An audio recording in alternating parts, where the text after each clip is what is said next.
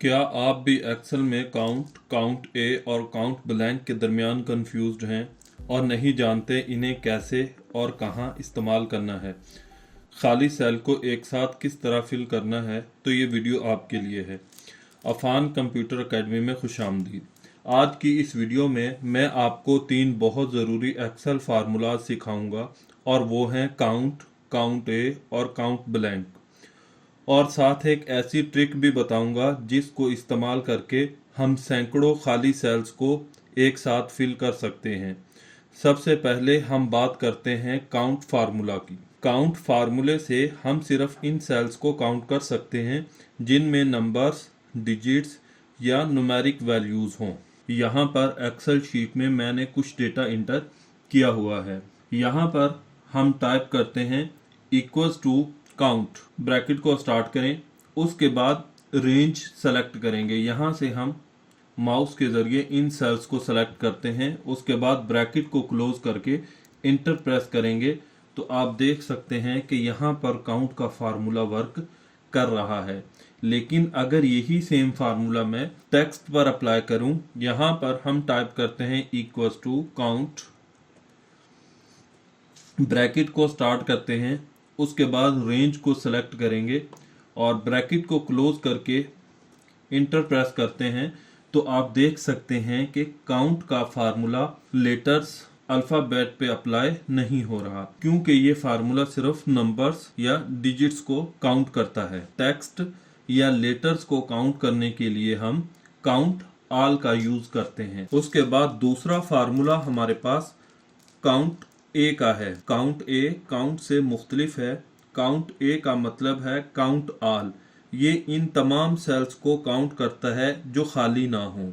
Count ए को use करके हम नंबर्स, टेक्स्ट और कोई भी वैल्यू काउंट कर सकते हैं। यहाँ पर अगर हम टाइप करते हैं equals to count A, count A के बाद हम ब्रैकेट को स्टार्ट करते हैं। उसके बाद अगर हम इस रेंज को सेलेक्ट करें और ब्रैकेट को क्लोज करके इंटर प्रेस करें तो आप देख सकते हैं कि जो लेटर या टेक्स्ट हमारे पास था वो काउंट ए के जरिए हमने काउंट कर लिया है। तो काउंट को हम सिर्फ नंबर्स या डिजिट को काउंट करने के लिए यूज करते हैं, जबकि काउंट ए को हम टेक्स्ट या लेटर के लिए भी यूज कर सकते हैं और नंबर्स या डिजिट्स के लिए भी। उसके बाद तीसरा फार्मूला हमारे पास काउंट ब्लैंक का है। काउंट ब्लैंक का मतलब खाली सेल को काउंट करना। काउंट ब्लैंक को कब इस्तेमाल करते हैं?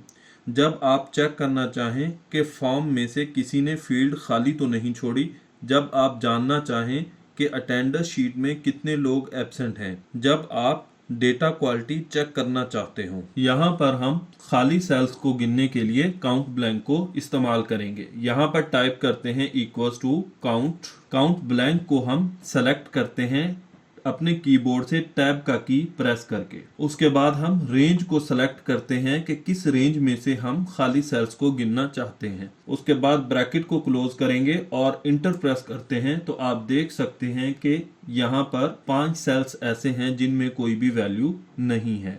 इसी तरह यहाँ पर हमारे पास कुछ डेटा मौजूद है जिसमें बहुत सारे सेल खाली हैं।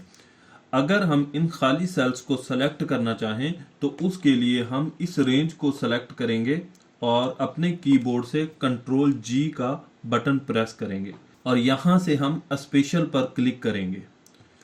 यहाँ से हम ब्लैंक को सेलेक्ट करेंगे और ओके पर क्लिक करेंगे तो आप देख सकते हैं जितने भी सेल खाली थे सेलेक्ट हो चुके हैं। अब अगर हम इन तमाम सेल्स में कुछ टाइप करना चाहते हैं तो हम यहाँ पर टाइप करेंगे एब्सेंट और कंट्रोल के साथ हम इंटर को प्रेस करेंगे तो आप देख सकते हैं कि इन तमाम सेल्स में एब्सेंट फिल हो चुका है। तो इस तरह हम कंट्रोल जी को प्रेस करके स्पेशल में जाके तमाम खाली सेल्स को सेलेक्ट करके उसमें जो भी वैल्यू हम फिल करना चाहें वो टाइप करके कंट्रोल इंटर के साथ हम तमाम सेल्स में सेम वैल्यू को फिल कर सकते हैं। वीडियो अच्छी लगी तो वीडियो को लाइक और चैनल को सब्सक्राइब लाजमी करें।